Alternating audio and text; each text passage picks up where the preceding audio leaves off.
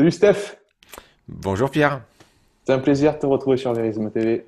c'est toujours un plaisir de partager ensemble. C'est un plaisir de retrouver un lanceur d'espoir. Oui, Ben ouais, et du trio infernal, il nous manque David. Bon, exactement, pour aujourd'hui. il nous manque aujourd'hui David, mais c'est pas grave, on va passer un bon moment ensemble, comme d'habitude. Toujours un plaisir d'échanger, que tu arrives avec ta sagesse, mais surtout avec ton sourire. Enfin, pour moi, c'est vraiment ce qui te différencie de tous les gens qui pratiquent le yoga, à part ma sœur, évidemment. Coucou à Noémie. Mais Un gros bisou. c'est quand même ta joie de vivre. Toujours ta gaieté, peu Oui. importe les circonstances. Et Dieu Mhm. sait si ça peut demander une forme de courage dans cette situation Mhm. actuelle.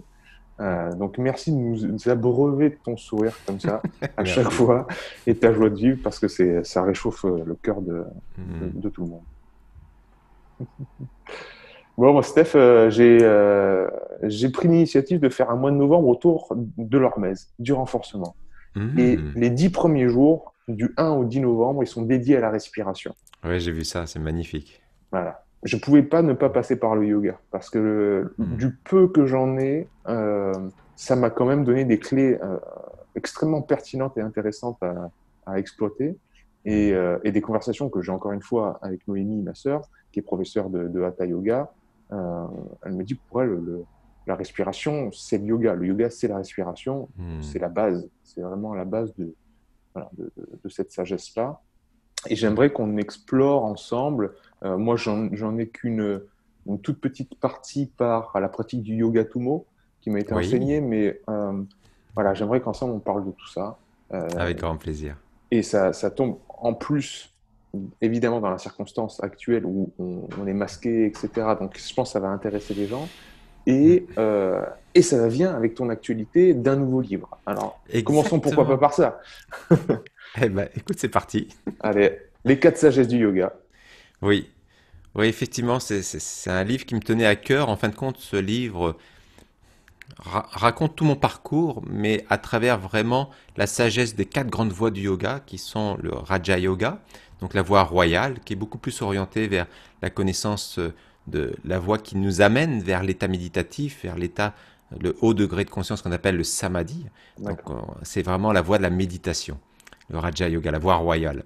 Le deuxième grand yoga, c'est Jnana Yoga, la connaissance, la sagesse, qui a aussi une importance énorme sur la voie du yoga.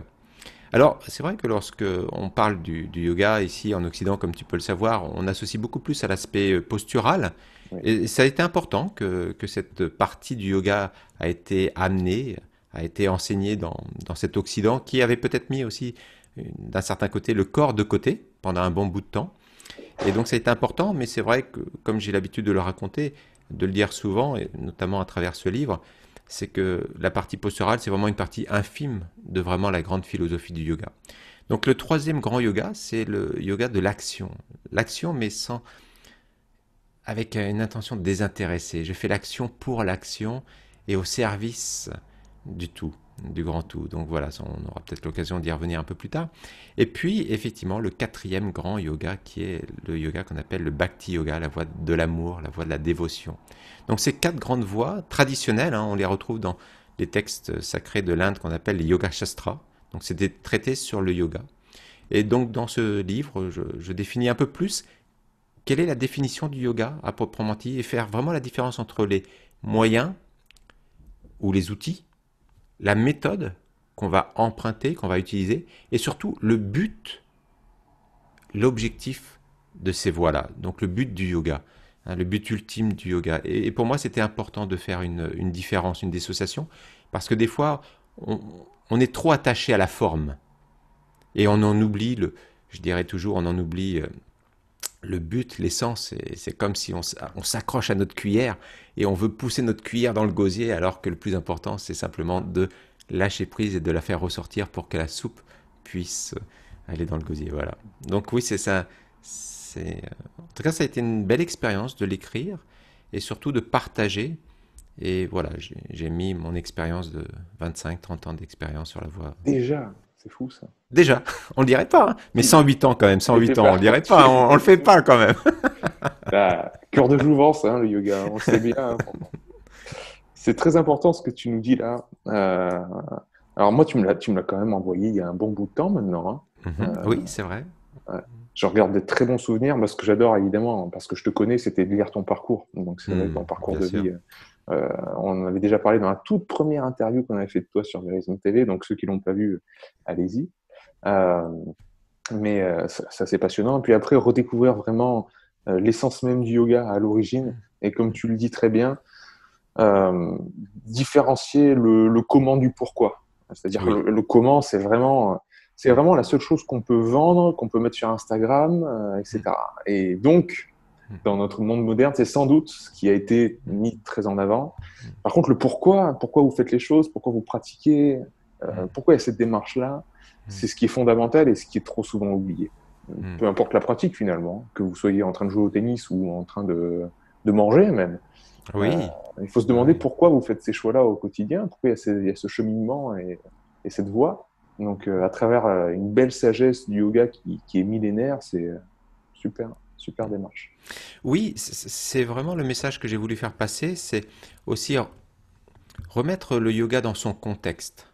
Parce que c'est vrai qu'aujourd'hui, si tu vas dans une plateforme qui diffuse, en tout cas, en tout cas, qui peut-être partage l'information de différentes écoles de yoga ou chercher un cours de yoga, etc., si tu regardes et tu vas chercher quel type de yoga, tu en as à peu près plus de 100.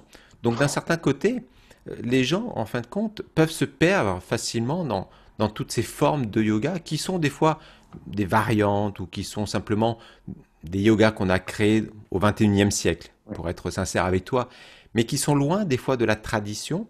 Et puis, en fin de compte, des fois, à travers ces soi-disant formes de yoga, on n'atteint pas forcément le but à atteindre, Mm. l'ultime à atteindre, vraiment cette reliance entre le corps, l'âme et l'esprit.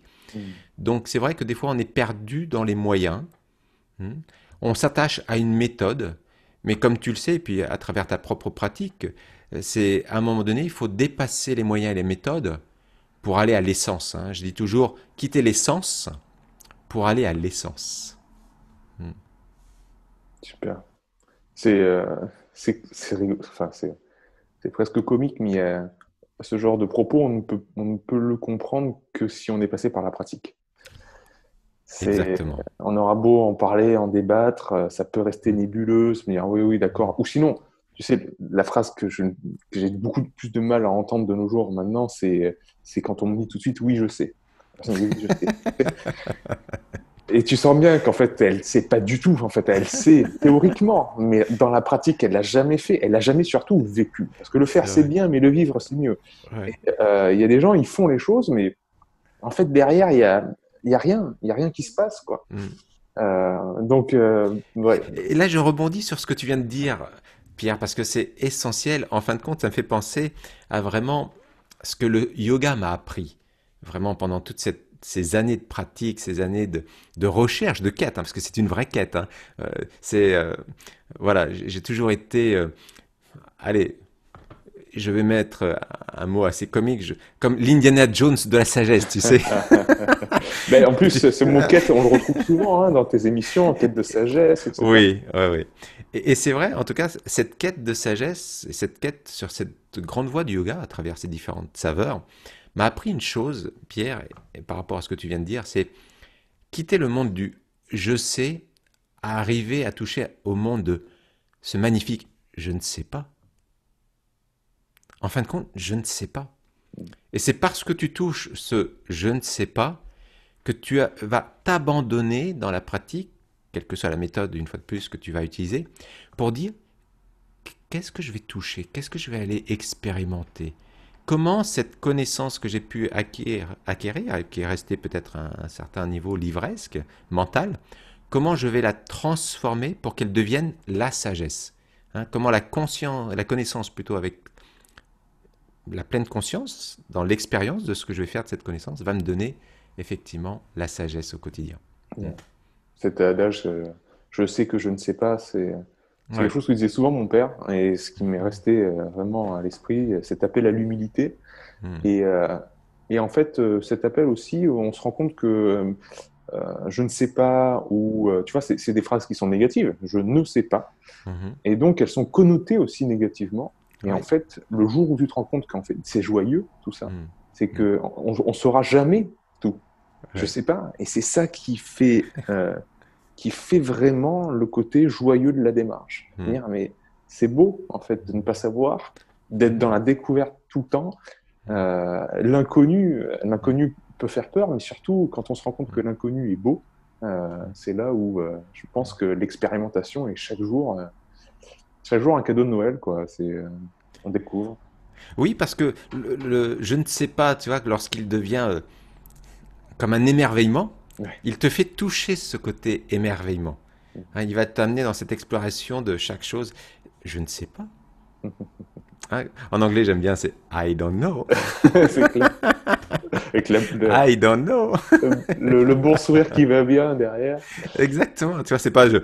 Ouais, je ne sais pas. Hein. Ouais. Mais Des oui, fois, mais tu attends, tu poses on des pourrait questions faire à quelqu'un confiance et à Google, on pourrait. Tu sais, de nos jours, normalement, on est censé tout savoir. Hein. Normalement, il y a un robot qui peut nous dire Google, qu'est-ce que c'est? Siri, qu'est-ce que c'est? ah, Non, Siri, ouais. on n'en sait rien. Et c'est ça qui est bien. Hmm. Bon, donc les quatre sagesses du yoga, elles sont Oui. là. Hmm. Elles nous attendent. On peut le commander sur ton site internet, le livre, Oui, logique. sur le site, sur toutes les plateformes, dans les librairies lorsqu'elles D'accord. sont ouvertes. Mais oui, oui, partout, il est disponible en ce moment. Oui. Et est-ce qu'en l'écrivant, tu as parlé du processus même de l'écrire? J'adore écrire et je suis aussi en train d'écrire des bouquins. Hmm. Euh, Qu'est-ce qui s'est révélé à toi? Il y a un truc qui a émergé par ce processus même, en fait. Est-ce qu'il y a des choses qui ont été un peu comme une épiphanie qui te traînent? Oui, oui, comme tu peux le savoir, lorsque tu écris, tu passes à une autre dimension de ta transmission. Ce que j'ai pu observer, ce projet de livre, je l'avais depuis un bon bout de temps quand même. Mais bon, c'est vrai, de me poser, d'écrire, c'était vraiment Ouais, une sensation de corvée, tu vois ce que je ouais. veux dire, hein. Par moment, c'est vraiment de se dire, voilà, parce que c'était pas forcément le moment. Mais lorsque je me suis mis vraiment sincèrement dans cette phase d'écriture, en fin de compte, j'ai eu une phase où j'étais tellement nourri par cette phase d'écriture que j'avais plus l'envie d'être en face d'un groupe et à transmettre oralement ce que j'ai fait toute ma vie. Ouais. Transmettre, enseigner oralement. Parce que l'écriture t'amène à un autre degré de profondeur. C'est-à-dire que lorsque tu as une personne en face de toi, tu peux dire autant de choses, aussi magnifiques qu'elles soient, que tu vas transmettre, mais à un certain moment, si jamais la personne ne comprend pas, tu vas pouvoir renchérir, tu vas pouvoir amener un complément. Alors que là, dans l'écriture, tu es face à toi-même, et lorsque la personne va prendre le livre, va se mettre à lire le livre, elle est face aussi à elle-même, même si elle est en contact avec toi. Hmm. Même si elle est en contact avec toi. Et là, tu n'es plus là pour compléter. Donc, c'est-à-dire tout ce que tu vas dire doit amener une justesse, et cette justesse doit lui permettre de transférer la connaissance qu'elle va lire à travers les mots que tu vas partager, pour qu'elle puisse l'intégrer, qu'elle prenne le temps de l'expérimentation. C'est pour ça que le livre, je dis toujours que les quatre sagesses du yoga, c'est pas comme beaucoup de livres de connaissances. Hein, ce n'est pas un livre qu'on lit comme un roman. D'ailleurs, c'est pas un grand wa comme un roman. C'est pas, voilà, j'ai envie de lire et puis je suis complètement pris dans ce livre. Oui, j'ai envie de lire. Mais si on lit le livre en deux trois jours, on n'a pas laissé comme un sachet de thé le temps que la sagesse s'infuse. Et le thé, tu peux pas le mettre et tout de suite boire l'eau. Il n'y a pas de saveur. Et si tu laisses trop longtemps, le sachet de thé, il va devenir trop fort. Donc c'est pareil, je dirais que dans la lecture de ce livre qui s'appelle Les quatre sagesses du yoga, comme tout livre, et je dirais que les textes sacrés, ils s'appellent les Yoga Shastras, tu vois. C'est vraiment les traités, c'est de lire à un rythme qui est rythmé, Hmm. soutenu, mais avec des espaces, des temps de silence qui te permettent d'intégrer la connaissance. Donc c'est connaissance, expérimentation, sagesse, et je reviens. Et donc c'est vrai que tu lui donnes un autre rythme, un autre rythme.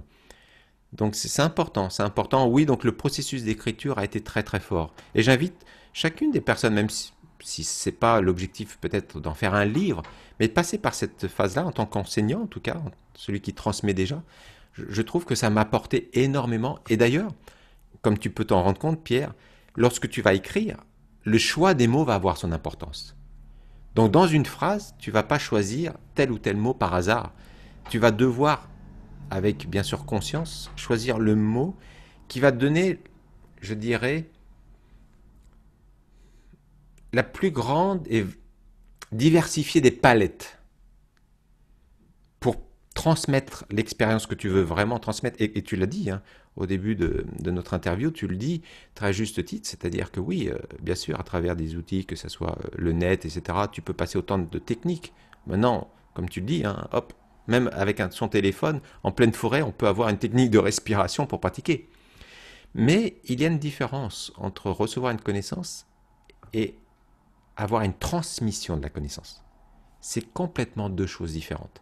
Et l'enseignement, que ce soit oral ou écrite, lorsque tu touches cette dimension de transmission, ça va apporter vraiment un changement dans la conscience de l'autre, ce qu'une simple connaissance intellectuelle ne pourra pas apporter. Et d'ailleurs, pour terminer sur ce sujet, ou en tout cas pour compléter ce sujet, je dirais qu'une personne qui transmet intellectuellement un domaine ne transmet pas, hein, on dit toujours que ce que tu enseignes ou transmets verbalement, tu vas communiquer à 10% verbalement, mais 90% sur l'invisible. Donc si tu sens que la personne qui te transmet a intégré cette connaissance. Et là, dans ce livre, c'est vraiment, j'ai voulu vraiment être sincère avec moi-même et sincère aussi avec les lecteurs. C'est-à-dire que tout ce que j'ai mis dans le livre, il n'y a pas une seule chose que je n'ai pas expérimenté. Je n'ai pas pris de la connaissance simplement parce qu'il fallait rajouter de la connaissance, qu'il fallait dire ceci, parce qu'il fallait compléter cela, ou parce que c'était bon de dire ça. Non. C'est, voilà, il y a vraiment cette sincérité. Tout ce qui est dans ce livre, je l'ai expérimenté et je me permets de le transmettre parce que je l'ai expérimenté et rien d'autre de plus. C'est fort, hein, et je pense que ce livre, il ne pouvait arriver que maintenant, c'est-à-dire qu'au Oui. bout de 25 ans de pratique Mm. et Mm. de transmission. Mais comme tu l'as dit, ça change la manière de transmettre énormément. C'est sûr que là, il n'y a pas de feedback. Il faut que tu rendes la personne autonome plus ou moins avec le livre.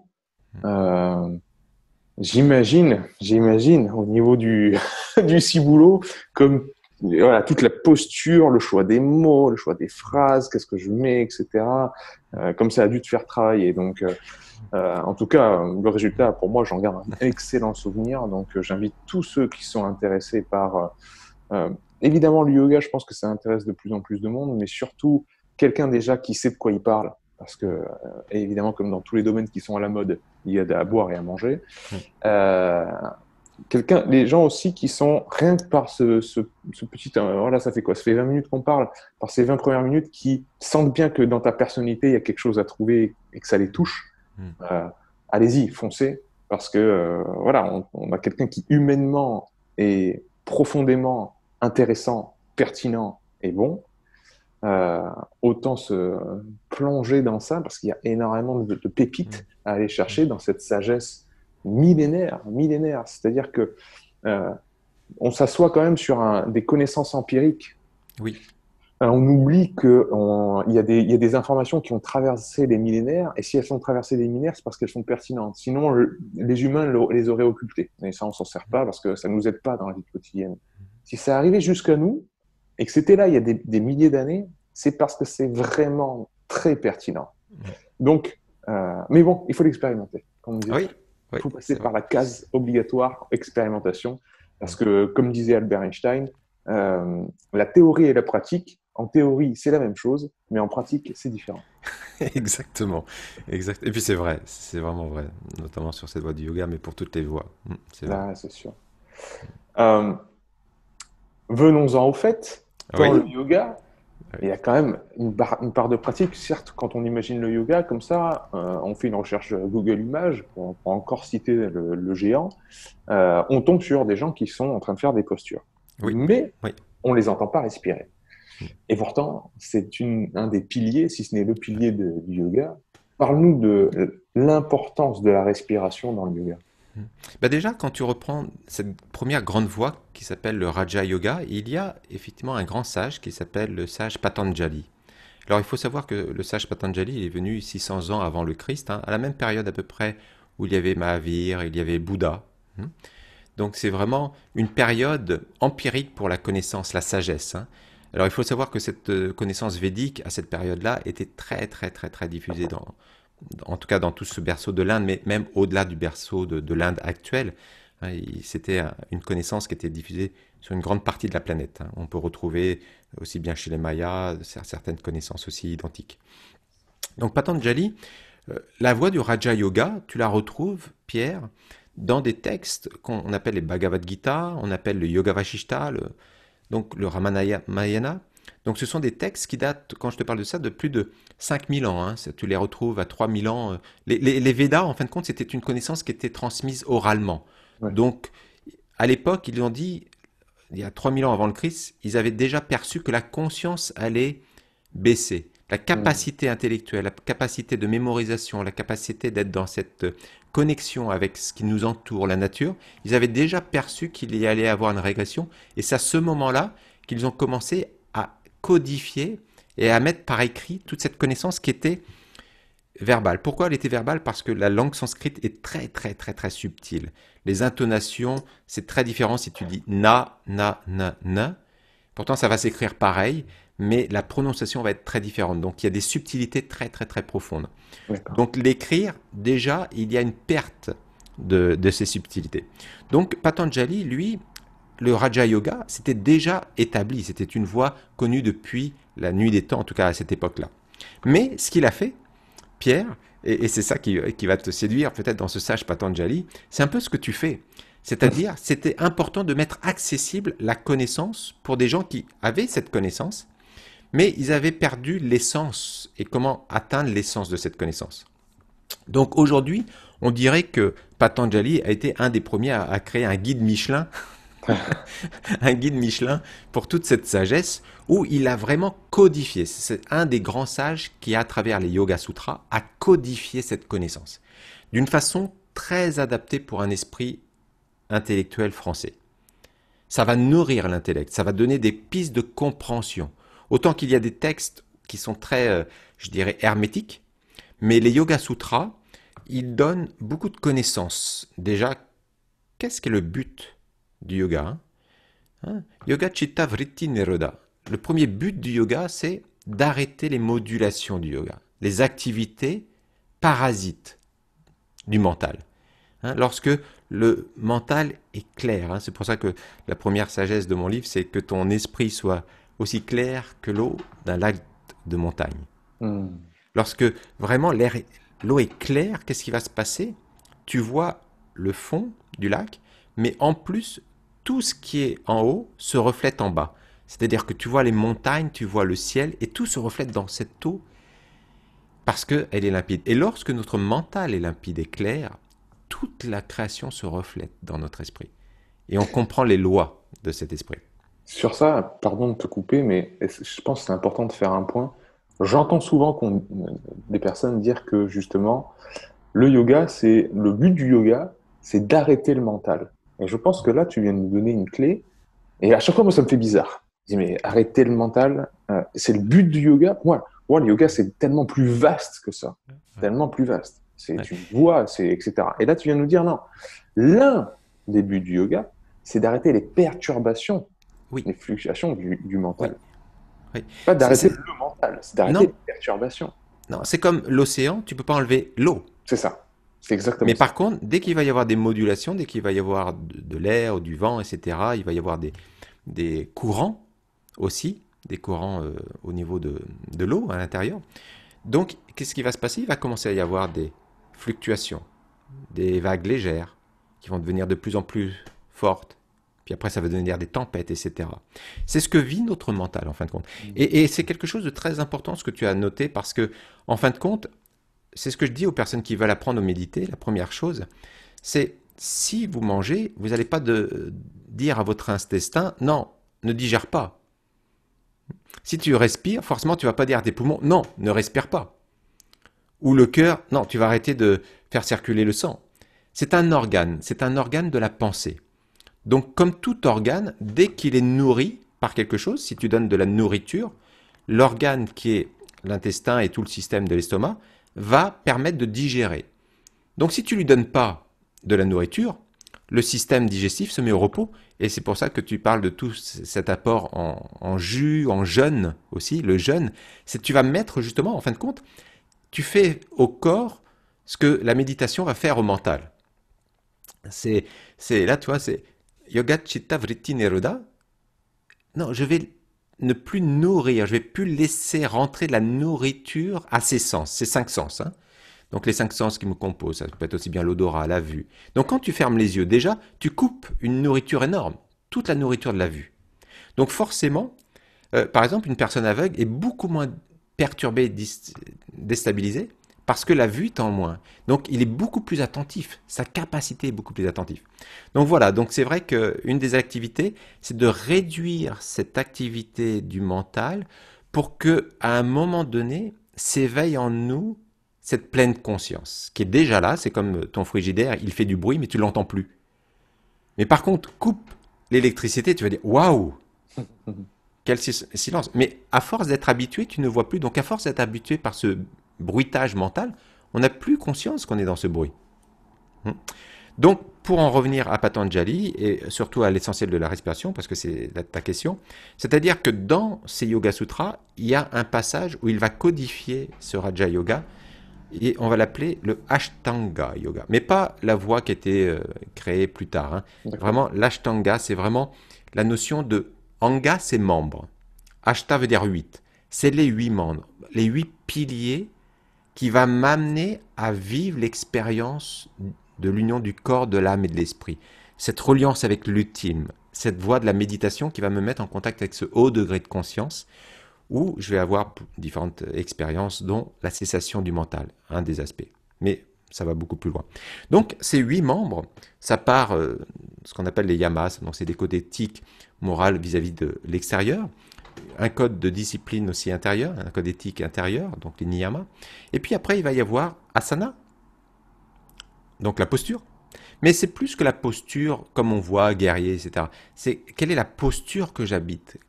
Quelle est la posture intérieure aussi, qui est très importante, au-delà. Et tu l'as dit, quand tu manges, quelle est ta posture quand tu manges? C'est pas simplement la posture assise, mais qu'est-ce que tu perçois? Comment tu vas intégrer cette nourriture? Donc ça, c'est asana, c'est beaucoup plus vaste hein, que simplement les postures qu'on voit ici et là, hein. C'est beaucoup plus profond. Et il y a le quatrième qui va t'intéresser, qui s'appelle pranayama. Alors oui, c'est la science de la respiration, mais c'est beaucoup plus que la science de la respiration. Parce que la respiration, pour les gens, comme tu peux le savoir, ça peut s'arrêter simplement à un inspire, un expire, alors que ça, c'est la partie haute de l'iceberg, mais la respiration. Donc c'est pour ça qu'on parle de pranayama. Yama veut dire héberger, contrôler. Prana, l'énergie vitale, le souffle vital. Donc pranayama est une branche, donc tu vois, sur les 8 membres, c'est quand même un pilier important, hein. C'est un pilier important. Et donc, oui, la respiration dans la science du yoga est essentielle, mais dans la notion respiration prana, souffle vital. Pas simplement inspire-expire ou l'aspect physiologique. Super. On les entend, on le connaît, hein, ce terme de pranayama, et même le terme de prana, il s'est un petit peu répandu comme Oui. médecine traditionnelle chinoise ou même les termes japonais du ki ou du Mm, chi. mm. Euh, ça fait de moins en moins ésotérique. Ça fait de moins en moins hippie New Age. Oui, Ça fait oui. du bien de que, tu vois, ça soit Et- rentré dans les mœurs où on se dit, oui. bon, il y a peut-être un truc qui nous Mm, entoure, qui nous mm. dépasse sans doute. Libre à chacun d'y trouver, d'y mettre du vocabulaire qu'il aime et d'y trouver sa propre spiritualité.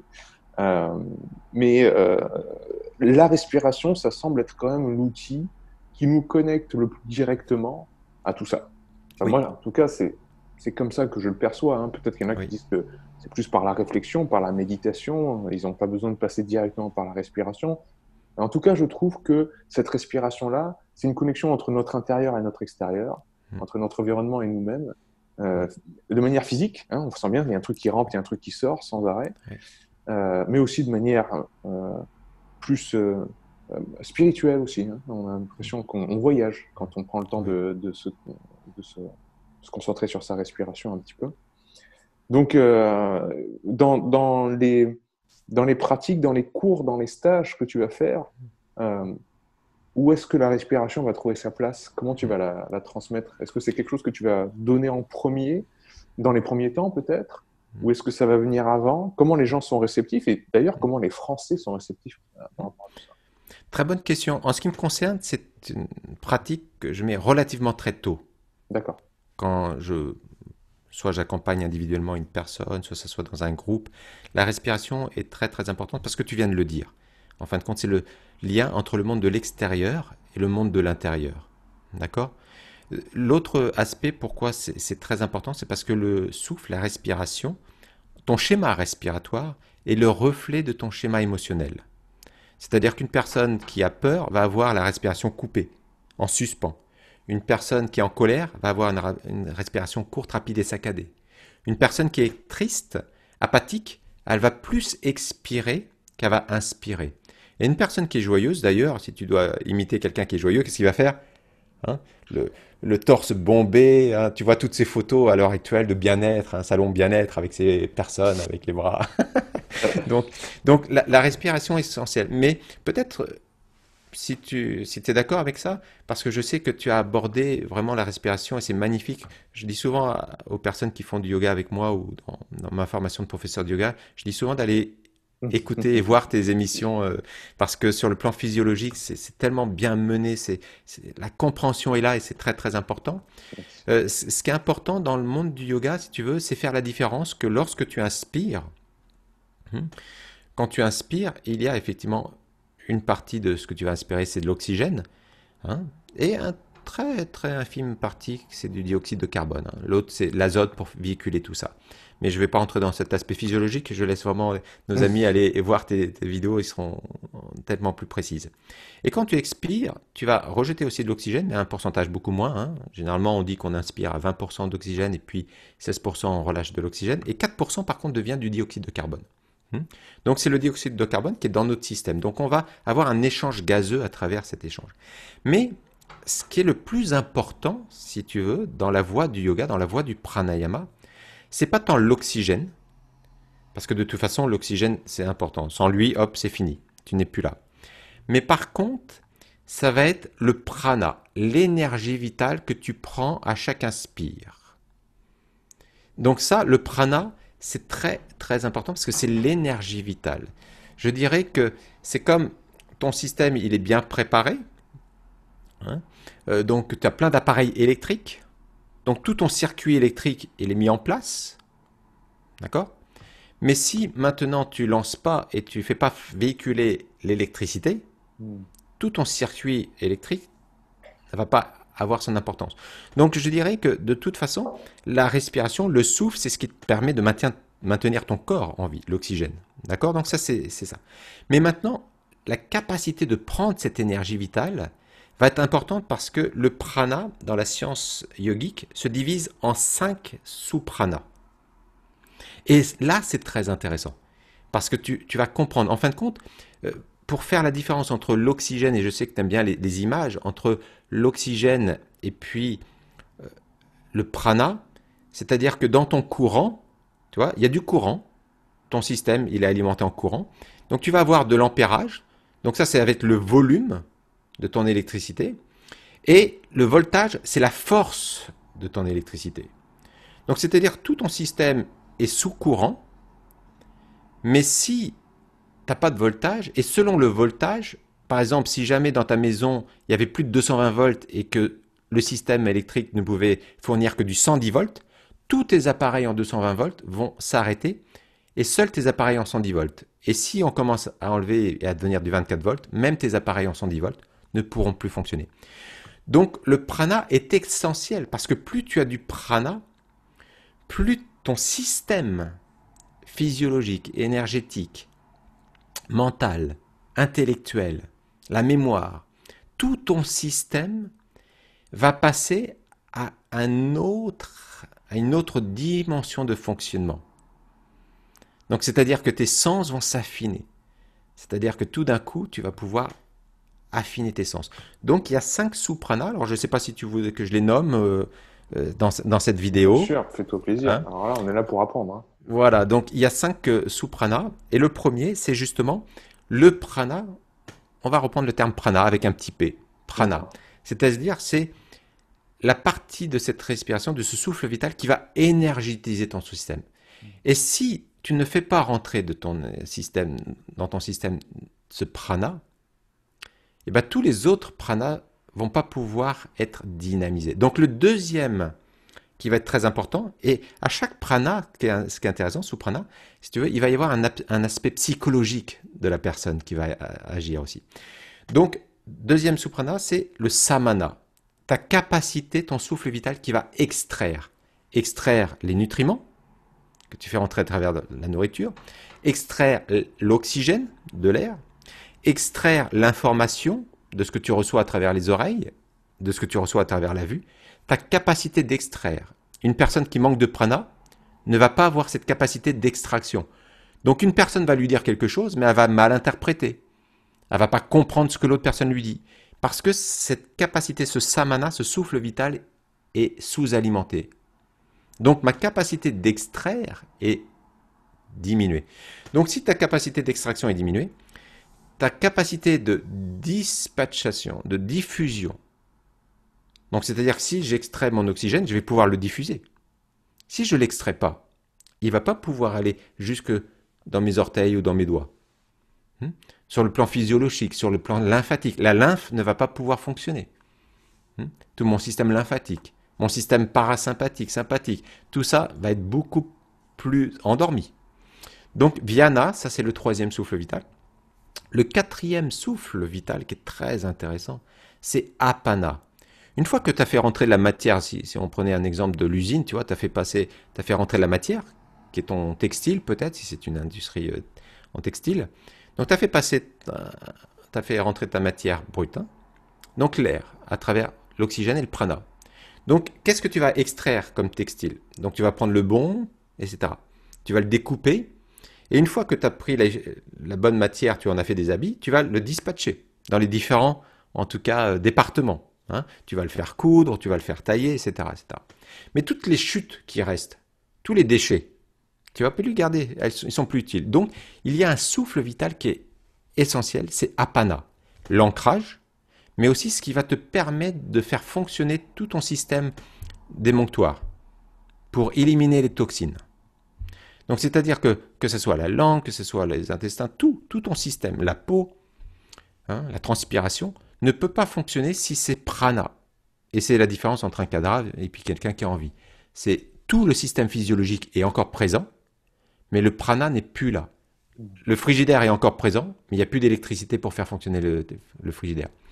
Et le cinquième, c'est udana, ta capacité à t'exprimer, ta capacité dans ton expression. Et souvent, tu remarqueras, les personnes qui ont des problèmes digestifs, c'est des personnes qui ont des problèmes de samana. Des personnes qui ont des problèmes de circulation sanguine, c'est des personnes qui ont des problèmes de viana. Des personnes qui ont des problèmes pour aller au sel, d'élimination, c'est des personnes qui ont des problèmes de apana. Et les personnes qui ont, tu vois, les épaules recroquevillées, c'est des personnes qui ont des problèmes d'udana ou des personnes qui ont du mal à exprimer leurs émotions. Ça, c'est udana. Donc voilà, donc la science des pranayama joue sur toutes ces sous-pranas. Et à chaque fois que tu travailles sur un des pranas, tu vas commencer à redonner du voltage à ton système. Donc tu vas réalimenter correctement tout ton système physiologique et tu vas passer à une autre dimension de... Voilà, ça c'était un aperçu des 5 pranas. Merci pour cet exposé magnifique, magnifiquement mené. Sans que c'est quelque chose qui est ancré en toi et que tu dois transmettre régulièrement aussi, parce que c'est fait de manière très claire. Je pense que tout le monde a parfaitement compris. Et surtout, tout le monde, je pense, a pris du temps de repenser quand ils ou elles ont pratiqué des techniques de respiration, que l'on soit choriste, que l'on soit chanteur, que l'on soit sportif, que l'on soit pratiquant de yoga, qu'on ait juste voulu tester une technique de respiration un jour juste pour voir comment ça faisait, qu'on ait fait de la cohérence cardiaque juste par curiosité. On se rend compte que tout ce que tu viens de dire, c'est parfaitement vrai. Si vous voulez apprendre à chanter, qu'est-ce que va vous dire votre professeur de chant? Et je sais que toi, le chant, c'est ta grande spécialité aussi. Ouvre la cage thoracique, grandis-toi, etc. Et tout d'un coup, on parle beaucoup plus clairement. Tout d'un coup, l'expression, le udana, parce que je respire mieux, je parle beaucoup mieux. Et puis, l'ancrage, quelqu'un qui respire bien, il se sent beaucoup plus dans la terre, bien ancré, les épaules se redressent, tout ce que tu viens de dire. Mais alors, c'est vrai que celui qui m'a... Puis, la diffusion, on sent bien à quel point ça peut picoter au bout des doigts quand on commence à bien respirer, quand on commence à bien ventiler, etc. Mais alors, la capacité d'extraire, je trouve ça génial. C'est-à-dire, le moins, c'est plus. Euh, je gagne du plus en faisant du moins. J'arrive à extraire des choses comme ça de mon environnement et puis de moi-même. Où nous, dans notre société actuelle, c'est toujours plus, c'est mieux. Hein. Il faut toujours rajouter des choses et rajouter. Non, non, non. C'est pas rajouter de la nourriture, c'est peut-être que t'assimiles pas bien la nourriture déjà qui transite en toi, hein, et que ça ressort dans les toilettes comme c'est rentré. Donc peut-être que c'est l'assimilation, peut-être que c'est il te faut plus de moi dans ta vie.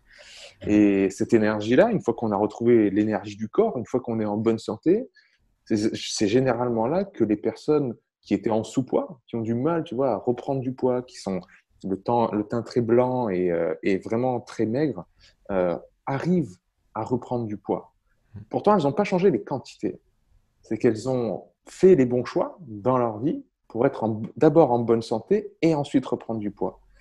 Et on fait toujours l'amalgame. On pense qu'il faut soit gagner du poids, soit perdre du poids pour être en bonne santé, alors qu'il faut d'abord être en bonne santé pour prendre ou perdre du poids.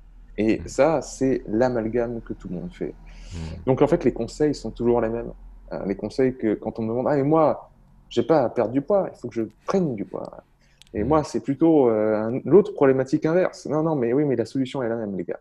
Et je pense que le yoga va dire un petit peu la même chose avec des termes différents, dire, mais ça passe par le prana. Oui. Ça passe par la qualité et pas la quantité. Oui. Et voilà, donc je rejoins tout à fait cette façon de voir le vivant, en fait, de voir la vie, de voir le monde qui nous entoure. Il y a des questions très précises qui me sont très souvent posées Oui. dans les techniques de respiration et dans la façon de respirer. C'est déjà, quelle est la différence entre l'inspire et l'expire? Quel est le plus... Non, pas la différence, parce que les gens, déjà, bon, ils comprennent qu'il y a un truc qui rentre et un truc qui sort. Mais qu'est-ce qui est le plus important? Ça, c'est vraiment une question, elle est extrêmement récurrente. La différence entre le nez et la bouche. Oui. La différence entre la narine droite et la narine gauche. Oui. Oui. Est-ce que le yoga fait Oh oui. des différences par rapport à tout ça? Oh oui. Oh oui. Ouais. C'est toute une science derrière ça. Elle est juste sublime. Déjà, ce qui est important, c'est peut-être poser la première question entre l'inspire et l'expire.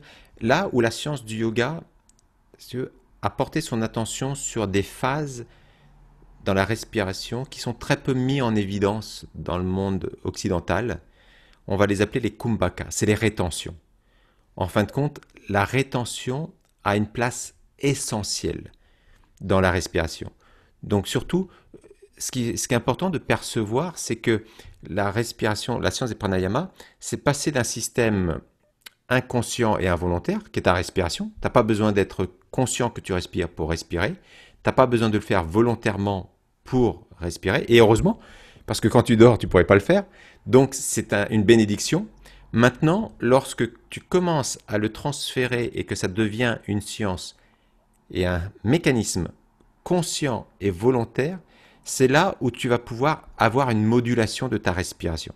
C'est-à-dire que tu vas commencer, au lieu de laisser la respiration être gérée par ton émotion, être influencée par ton émotion et puis avoir un schéma qui part dans tous les sens parce que tu ne l'as pas contrôlé, tu vas commencer à contrôler ton souffle, ta respiration et gérer tes émotions.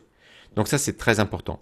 Maintenant, les kumbhaka, donc ces rétentions, sont très importants. Mais pour répondre à ta question plus particulièrement, quelle est la différence entre l'inspire et l'expire, même si tu sais qu'on pourrait simplement s'arrêter là-dedans et puis on pourrait faire 4, 5, 6 vidéos rien que sur cet inspire et cet expire, je vais quand même aller au plus court. Déjà, s'apercevoir que, une fois de plus, dans l'inspire, il va y avoir plusieurs choses que je vais prendre. Deux choses essentielles pour nous. L'oxygène, maintenir mon corps en vie, et le prana pour dynamiser tout le système, c'est-à-dire le corps physique, le système énergétique, le souffle vital, le mental, l'intellect, la mémoire, l'ego, tout ça, ça va être dynamisé par le prana. D'accord? Donc quand on inspire par le nez, il y a différents types de respiration où on déplace notre attention, c'est plus une prise nasale classique, comme on peut le faire maintenant, on déplace notre attention, c'est une des respirations qui s'appelle Ujjayi, on déplace notre attention pour permettre maintenant de faire rentrer l'air et de le faire, Vibrer. je dirais, voilà, je vais commencer à changer donc le passage de l'air, et ce passage de l'air va me permettre de capter le prana qui est dans l'air. Donc c'est-à-dire que je vais commencer à capter le prana. Si je fais inspire, expire par la bouche, il n'y a aucun prana que je vais prendre. Donc déjà, en plus, l'air. En plus, et tu l'as très bien expliqué, tu vas passer l'air par les 3 cornets, tu vas passer par les sinus, donc ça a un impact sur les sinus, tu vas avoir dans la boîte crânienne le pharynx, larynx, les bronches, les bronchioles, les alvéoles, etc., etc. Donc c'est le système classique. Et puis je dis toujours, la bouche, elle a déjà 2 jobs. Elle parle et elle mange, c'est déjà pas mal. C'est clair. Ça ne veut pas dire qu'on ne va pas utiliser dans certaines techniques de respiration consciemment la bouche pour certains types de respiration.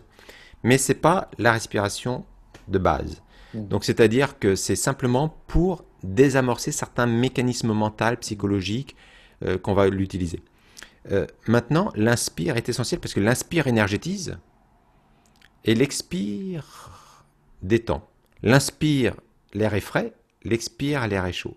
Donc à travers l'inspire par les narines, il y a déjà une multitude d'importances. Ça c'est très important. L'expire, parce que tu ne peux pas que inspirer, il y a besoin d'avoir un échange gazeux si on s'arrête sur le plan physiologique, mais sur l'expire, ça amène un ralentissement de l'activité du mental, déjà par l'expire.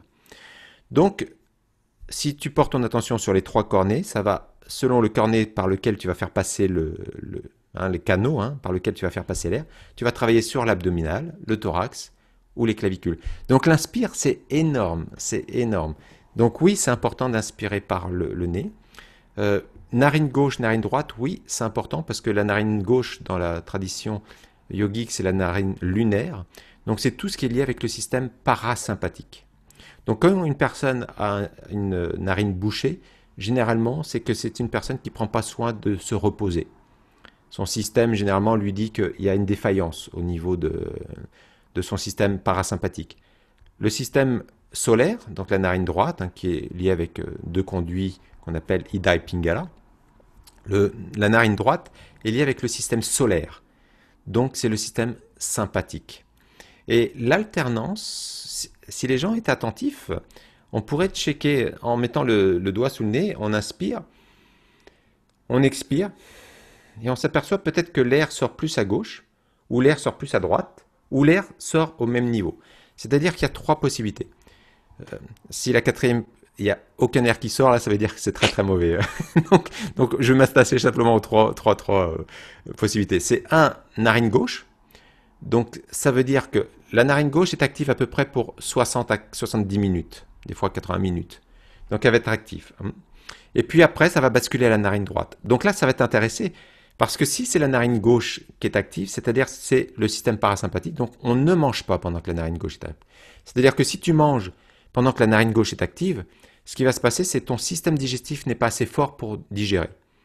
Donc on boit pendant que la narine gauche est active, mais on ne mange pas. La narine droite est active, le système sympathique est beaucoup plus fort, donc ton système, ton feu digestif, on l'appelle surya, ton feu digestif est plus important, donc là c'est le moment de manger. Et si les 2 sont actifs, c'est un moment où tes 2 hémisphères, gauche et droite, bien sûr, la narine gauche est liée au cerveau droit, la narine droite, cerveau gauche, donc ça va dépendre de la raison, de l'intuitif.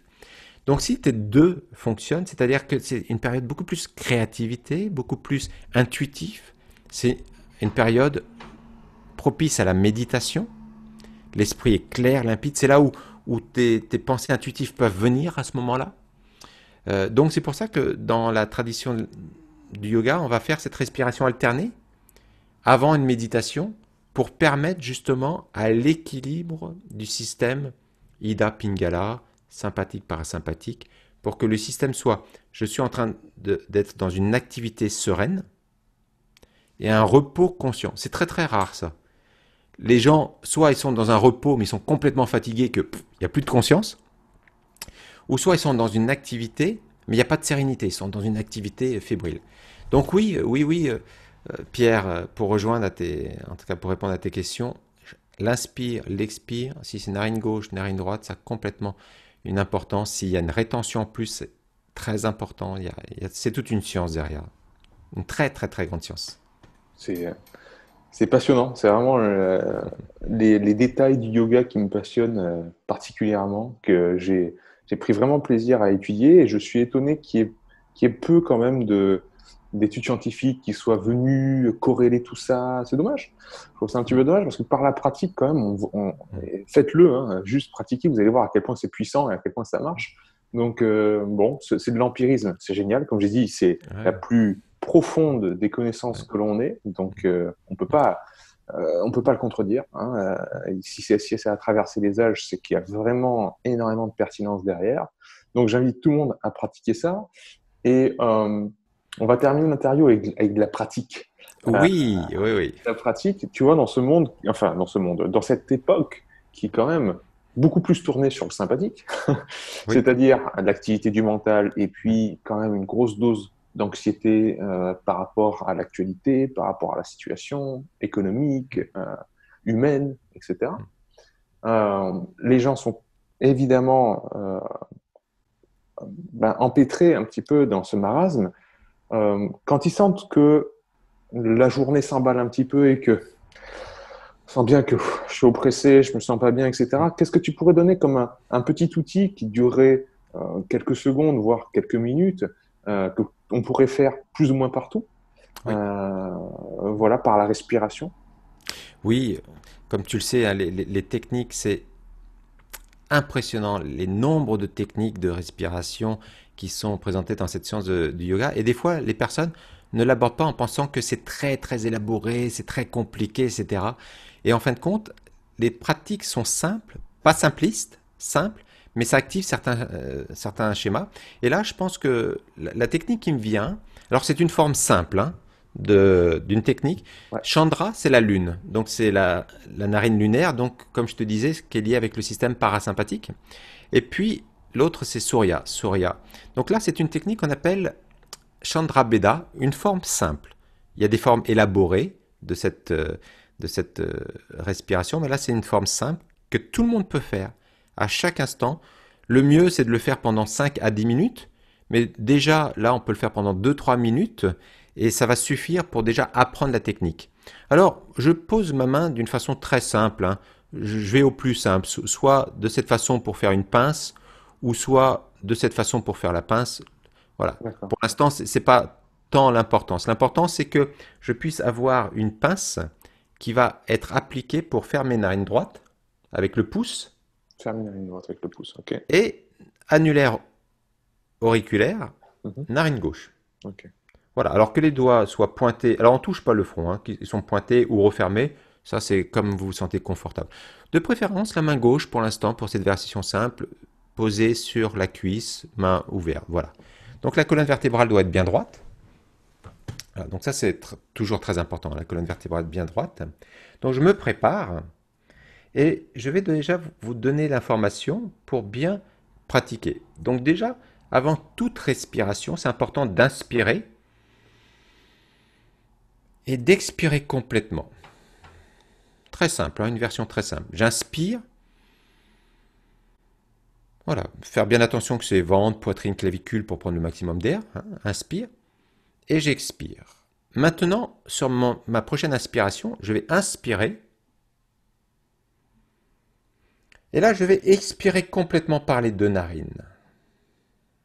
Et au bout de l'expire, je vais fermer la narine droite. Donc, c'est-à-dire que la narine gauche est libérée. Et je vais inspirer le plus lentement possible par cette narine gauche. En faisant le moins de bruit possible. Le moins de bruit possible. Inspirez lentement, profondément.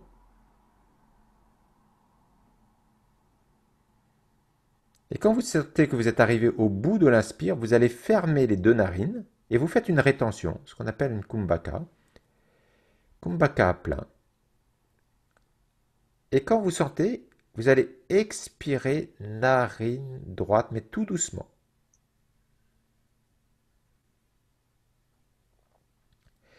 Et là, je vais fermer de nouveau la narine droite, libérer la narine gauche, et je vais repartir, inspire narine gauche.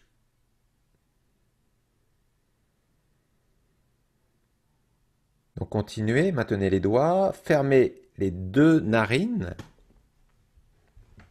rétention à plein. J'ouvre la narine droite, la narine gauche est toujours fermée, j'expire. très lentement, le plus lentement possible. Je ferme la narine droite, j'ouvre la narine gauche, je repars narine gauche. Inspire. Je bloque les deux narines. J'expire, narine droite, tout en gardant narine gauche fermée. Au bout de l'expire, je bascule. Ferme narine droite, et là, je vous laisse continuer à votre propre rythme. Toujours inspirer narine gauche. Au bout de l'inspire, rétention.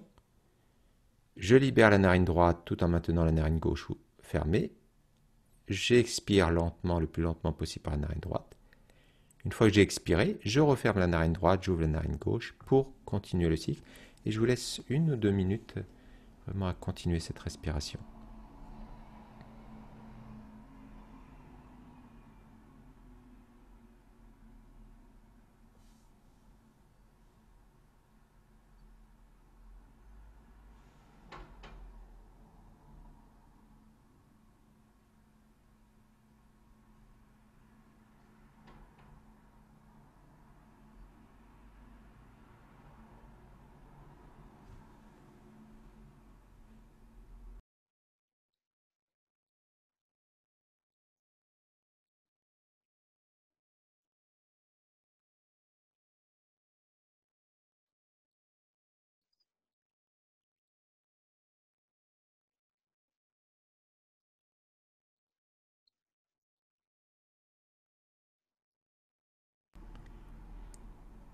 Et sur la prochaine expiration narine droite, vous relâcherez la position de la main droite viendra se positionner sur la cuisse, paume des mains tournées vers le ciel. Et là, j'observe à l'intérieur, les yeux fermés, j'observe ce qui se passe, une légère observation, rien à faire de plus. Je suis simplement attentif à ce qui se passe à mon système.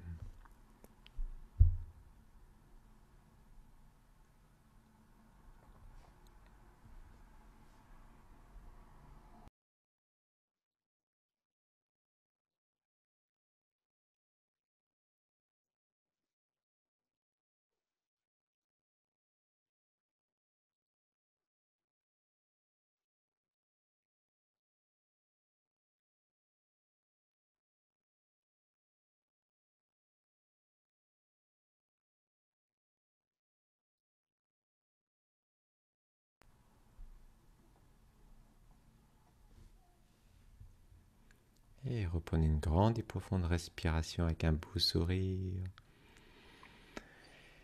Et expirez et gardez en conscience comment vous sentez la relation avec votre corps, la relation avec votre mental. Est-ce qu'il est plus agité, plus apaisé? Cette pratique, je la conseille de faire au moins minimum 5 minutes, jusqu'à 10 minutes, lente et profonde lorsqu'on veut travailler notre système parasympathique. Si on voudrait augmenter le système digestif ou beaucoup plus l'activité, on aurait fait la même technique de respiration, mais cette fois-ci avec la narine droite, pour activer.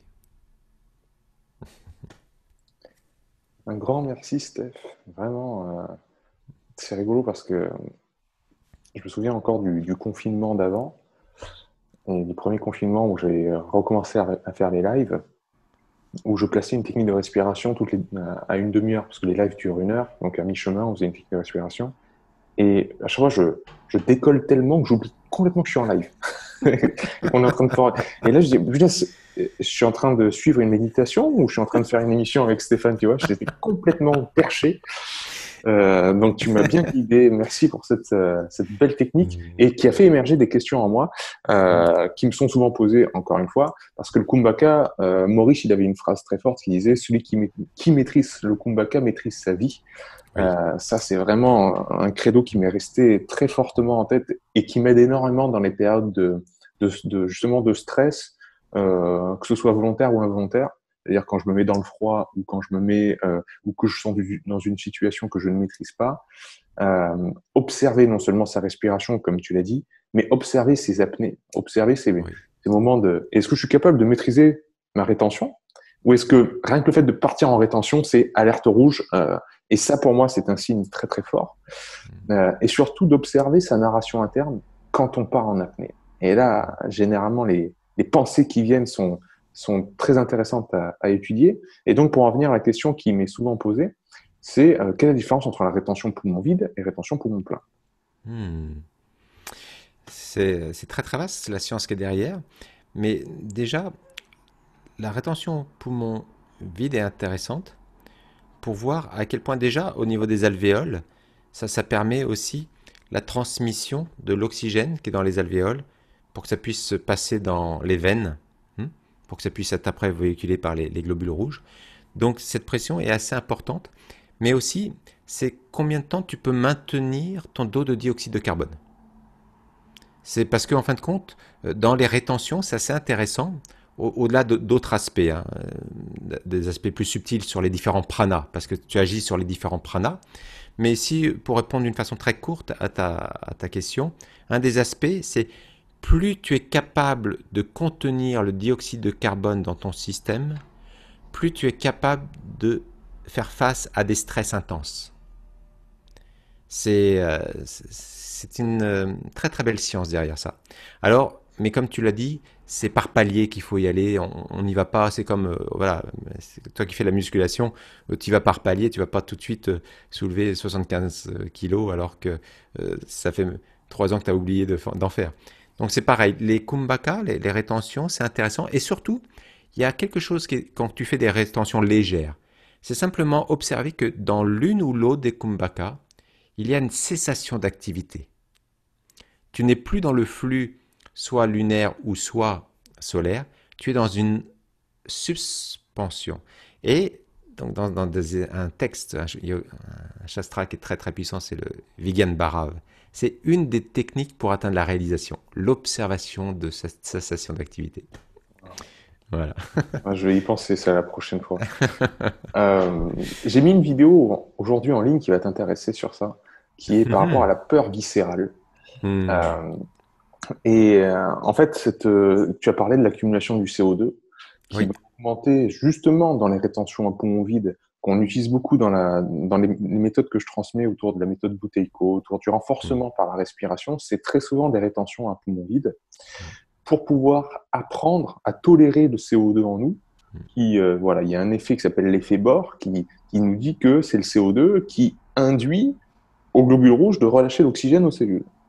Donc, il faut savoir l'accumuler, sinon nos cellules, elles ne respirent pas, l'oxygène reste dans le sang. Donc, c'est très important de savoir l'accumuler. Par contre, le CO2, quand il s'accumule, il allume des lumières rouges dans le cerveau. Il nous dit angoisse. Et ça passe pas par l'amygdale. En fait, dans le cerveau, on a une partie qui s'appelle l'amygdale et qui gère la gestion de la peur. Mais quand ça passe par l'amygdale et que c'est émotionnel, tu peux le raisonner. Tu dis, bon, là, je vois une tarentule devant moi, je suis arachnophobe, j'ai peur, mais je peux quand même raisonner la chose. Je peux quand même me dire, bon, je sais qu'elle est pas méchante, elle me veut pas du mal, elle a plus peur de moi que d'elle, etc. Donc, ça peut être raisonné, tu vois. Mais il y a des gens qui naissent avec une lésion à l'amygdale ou même voire sans amygdale. Et ces gens-là, ils sont apathiques, en fait. Ils peuvent leur arriver des catastrophes ou être dans des situations de danger, ils connaissent pas la peur. Et ils ont pris une personne là, pour la faire courte, dans la vidéo, j'explique plus longuement, mais ils ont pris une de ces personnes-là, ils ont fait un test où ils lui ont fait respirer du CO2 directement. Et pour la première fois de sa vie, elle a connu la peur. Pour la première fois de sa vie, elle a angoisse totale. Parce qu'en fait, on a des chimiorécepteurs au niveau du corps qui captent les CO2 et qui allument la lumière rouge dans le cerveau en disant on va mourir, on n'a plus d'air, il faut respirer. Et ça passe pas par l'amygdale. Donc, ça peut pas être raisonné. C'est une peur qui est viscérale. Et donc, si on veut travailler si on se sent, alors c'est l'œuf ou la poule, hein. Est-ce qu'on hyperventile? Donc, on peut pas accumuler de CO2. Donc, on est angoissé, stressé tous les jours. Ou bien, est-ce que c'est parce qu'on est angoissé et stressé qu'on hyperventile et qu'on libère trop de CO2, etc. Bref, c'est l'œuf ou la poule. Mais savoir gérer et accumuler son CO2 dans des kumbhaka à poumon vide, ça nous permet de savoir gérer une certaine forme d'angoisse en nous, on se sent oppressé, on se sent pas bien, etc. Donc, c'est très vertueux de faire ça. Ça nous apprend beaucoup sur nous. Et au niveau biochimique, on le sait, c'est prouvé. Donc, voilà, je te rejoins totalement sur ces principes. Ouais, c'est passionnant. Bon, cher ami, on en a dit des choses sur la Oui, respiration yoga. déjà pas mal, ouais, c'est vrai. Alors, pour ceux qui ont adoré pratiquer cette technique de respiration, avec toi aujourd'hui. Tu fais des méditations tous les 2 jours, Oui, c'est ça? oui, oui, sur ma chaîne YouTube maintenant on peut trouver les méditations. Ou le jeudi soir, c'est en présentiel. On se réunit sur Zoom. Voilà, D'accord, super. Donc il y a ça, il y a ton oui, livre, on a dit, Les oui, 4 sagesses du yoga. oui. Ok. À retrouver sur ton site, donc c'est stéphanero.com, c'est ça? Oui, c'est ça. Voilà, Ok. c'est Ouais. voici le livre, c'est les quatre Libre. sagesses du yoga. Oui, oui, je suis très content des éditions Le Duc hein, qui ont fait un beau travail et puis beaucoup de reconnaissance aussi pour Catherine Maillard qui m'a accompagné Hmm, dans la ligne éditoriale avec Sandrine Navarro. Donc super. oui, on le retrouve aux éditions Le Duc, les quatre sagesses du yoga. Trouvez votre trésor intérieur. Et il y a beaucoup d'exercices dedans. Ah, En fin de compte, chaque sagesse, il y a 3 exercices pratiques pour chaque sagesse. Mais en plus, il y a des sachets de thé diffusés, des sachets de thé de connaissances, de sagesse à laisser infuser. Donc voilà, puis en plus c'est à travers mon expérience, donc à chaque fois que je donne une connaissance, je le mets aussi à travers le filtre de comment moi je l'ai perçu, comment je l'ai voilà, intégré. Et donc ça donne beaucoup de clés aux personnes qui peut des fois, comme tu le sais, ça peut être hermétique cette connaissance-là. Voilà, ça rend beaucoup plus accessible. bien sûr. Donc c'est un vrai guide pratique, euh, tout en ayant voilà, en étant accompagné, je dirais. C'était un plaisir, Steph, de t'avoir encore une Merci, fois sur merci, la chaîne. merci Pierre de Ouais. ton invitation. C'est toujours un plaisir. On se refait ça avec, pourquoi pas, un autre thème. Là, c'était la respiration, mais repartir tu vois, d'une branche qui nous relie. Il y en a tellement. Oh là, ouais, il y en a Euh, plein. Entre nos deux approches, entre nos deux cheminements, ce serait Avec grand top. Donc, plaisir. la porte de Verisme TV t'est ouverte avec grande joie. Merci, merci. Allez, à bientôt. À bientôt Ciao, à toutes et à ciao. tous. Bye.